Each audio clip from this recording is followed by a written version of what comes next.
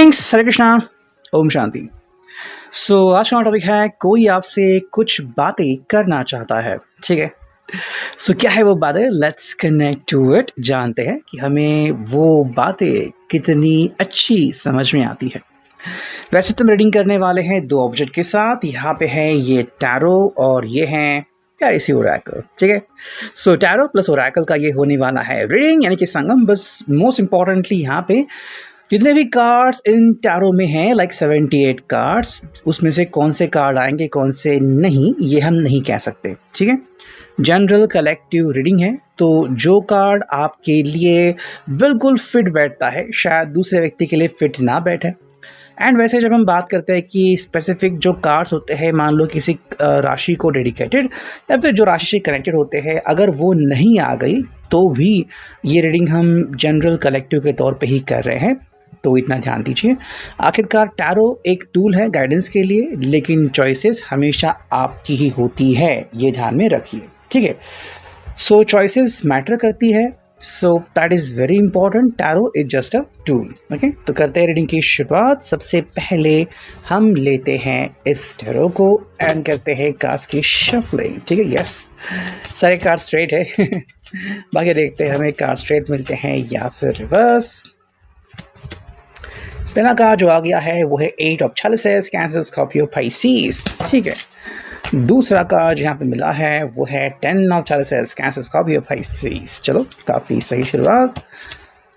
Third जो card है 3 of pentacles, 3 number को 3 नंबर। ठीक है, फोर्थ और फिफ्थ मिला है, 6 पे मिला है। देखो यहाँ पे है द मैजिशियन। ओके, फिर मिला है यहाँ पे द सन एंड एक और कार्ड मिला है जो कि है क्वीन ऑफ चैलिसेस, और सिर्फ एक कार्ड चुनते हैं जो कि है एस ऑफ वॉन्ड्स। तो एरीज, लियो, सैज भी यहाँ पे आ चुका है। तो अगर हम बात करते हैं यहाँ पे रीडिंग की, तो हम क्या समझ पाते हैं? Let's connect to it. देखो भाई, सबसे पहला का जो कार्ड हमें दिख रहा है वो है 8 ऑफ चैलिसेस, कैंसर, स्कॉर्पियो, पाइसेस।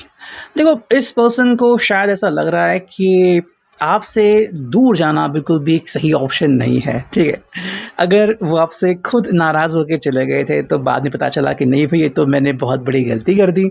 और अगर आप इनसे नाराज़ जब होते हैं तो इनको बहुत ठेस पहुंचती है और ये फिर उस दर्द में जीते हैं। ये दर्द ऐसा होता है जो किसी को दिखा तो नहीं सकते, लेकिन आज चेहरे पे कोई समझ ज़रूर सकता है कि ये दिल का दर्द है ना, जो आप शायद दिखाए नहीं लेकिन महसूस तो कर ही सकते हैं। देखो, यहाँ पे इस पर्सन के लिए कहना काफ़ी वाजिब होगा कि आप उनके लिए काफ़ी ज़्यादा मैटर करते हो। ओके, एंड ये आपकी राह देखते हैं, तो हम कह सकते हैं कि अगर आप दोनों के बीच बातचीत नहीं हो रही है तो शायद ये आपकी राह देख रहे हैं। साथ में जो दूसरा कार्ड आ गया 10 ऑफ चैलिसेस, तो ये एक्चुअली या तो वो मोमेंट एंजॉय कर रहे हैं या फिर याद कर रहे हैं जब आप खुश थे, साथ में थे, everything was going on perfect. या उनके लिए कहना काफ़ी सही होगा कि जब आप इनके साथ होते हो तो 10 ऑफ चैलिसेस मतलब खुशियाँ ही खुशियाँ होती है। ठीक है, देखो, ये अंडरस्टैंड करना काफ़ी इम्पॉर्टेंट होता है कि जब हम किसी भी कपल को देखते हैं तो उसमें हमें डिफरेंसेस दिखते हैं, है ना। दो लोग जब मिलते हैं, बातें करते हैं, हाँ उनमें डिफरेंसेस होते हैं, लेकिन उस फ़र्क को जब आप नज़रअंदाज करते हो और प्यार भरी बातें करते हो तो दिलकशी और ज़्यादा बढ़ जाती है। ये बात यहाँ पे जाननी काफ़ी इंपॉर्टेंट है। 10 ऑफ चैलिसेस तभी आता है जब हम कहते हैं कि we are very happy together, है ना। चाहे आपने अब एक दूसरे के फ़ोटो खींचे हैं या फिर you are just happy together, memories है आपके दिल और दिमाग में, इससे ज़्यादा और कुछ नहीं चाहिए। तीसरा जो कार्ड है वो है द मैजिशियन। ये है 3 ऑफ पेंटिकल्स। देखो, इस पर्सन के लिए ना ये भी अंडरस्टैंड करना काफ़ी इम्पॉर्टेंट है, जो कि अंडरस्टैंड कर रहा है कि जब आपके साथ होते हैं तो मान लो ये खुद के ऊपर भी काम करते रहते हैं, मतलब कहते हैं ना कि खुद को तराशना। देखो, अगर हम बात करते हैं, एक जनरल कहावत है कि इंसान जो होता है वो आखिर तक एक स्टूडेंट रहता है और वो कुछ ना कुछ तो सीखता ही है। वैसे ही जब आप अपने ऊपर काम करते हैं, जैसे कि मान लो किसी के ज़िंदगी में ज़िद है, किसी के ज़िंदगी में नफ़रत है, किसी के ज़िंदगी में आक्रोश है, तो ये चीज़ें रहती है, लेकिन इसका परिणाम एक दूसरे के ऊपर ना हो ये भी देखना काफ़ी इम्पोर्टेंट होता है। और इसके लिए हम धीरे धीरे धीरे खुद के ऊपर काम करते रहते हैं। कई दफ़ा आपने देखा होगा कि कुछ जो थेरेपीज़ होती हैं उसमें कहा जाता है कि फ्रेंड के साथ मिक्सअप हो जाओ, सोशल पर्सन बनो, फैमिली से इंटरैक्ट करो, ताकि आपकी जो भी एंग्जाइटी है, जो भी आपका स्ट्रेस है, वो कम हो जाए। और इसलिए यहाँ पे ये पर्सन ये महसूस कर रहा है कि जितना ज़्यादा नज़दीक वो आपके आता है, उतना ही ज़्यादा अच्छा वो महसूस करता है। नेक्स्ट कार्ड मिला है वो है द मैजिशियन, एंड इसको हम देख ही सकते हैं। बीइंग द मैजिशियन इसका मतलब होता है कि भाई सब कुछ मान लो बढ़िया हो रहा है ना, everything is like fine fit. देखो यहाँ पे इस पर्सन की या तो ये ख्वाहिश है कि चाहे जो भी हो जाए आप इनकी ज़िंदगी में वापस चले आओ, ओके। एंड ये अगर मुमकिन है काफ़ी बढ़िया बात है, या तो ये आपका वेट कर सकते हैं। अगेन मैं कहूँगा कि ये जनरल कलेक्टिव रीडिंग है, जिसके साथ भी रेजोनेट कर रहा है आप उसको ले लीजिए। नेक्स्ट कार्ड मिल गया है वो है द सन। तो हम कह सकते हैं कि भाई यहाँ पे इनको काफ़ी अच्छी फीलिंग नज़र आती है। देखो ये कहते हैं कि भाई आपके साथ जब वो होते हैं या फिर खुद को आपके साथ रखते हैं तो उनको बहुत अच्छा लगता है, मतलब आपसे दूर नहीं होते, आपके साथ होते हैं एंड फील गुड करते हैं, जो कि एक अच्छी बात है। दो जो कार्ड मिले हैं वो हैं क्वीन ऑफ चैलिसेस एंड यहाँ पे है S of wands, Aries Leo साज। देखो ये आपसे बहुत कुछ कहना चाहते हैं और शायद बहुत जल्द कन्फेस भी कर सकते हैं कि आपको कितना ज़्यादा मिस करते हैं, कितना ज़्यादा प्यार करते हैं। That is a good thing.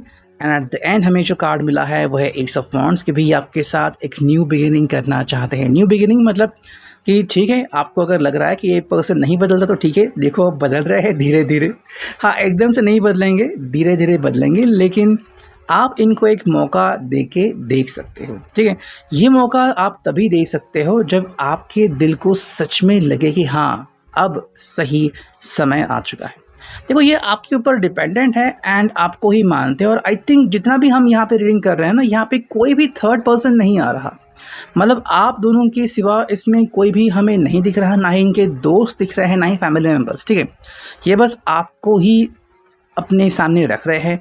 बाकी ये कम्प्लीटली आपके ऊपर डिपेंड है कि क्या आप इनको एक मौका अभी फ़िलहाल देना चाहते हो, या फिर आपको इनकी कोई परीक्षा लेनी है, या फिर आपको इनकी राह देखनी है। जो भी आपके हिसाब से सही हो वो आप कर सकते हो, और बाद में आप इनको पूछ सकते हो कि आपका क्या ख्याल है, ठीक है।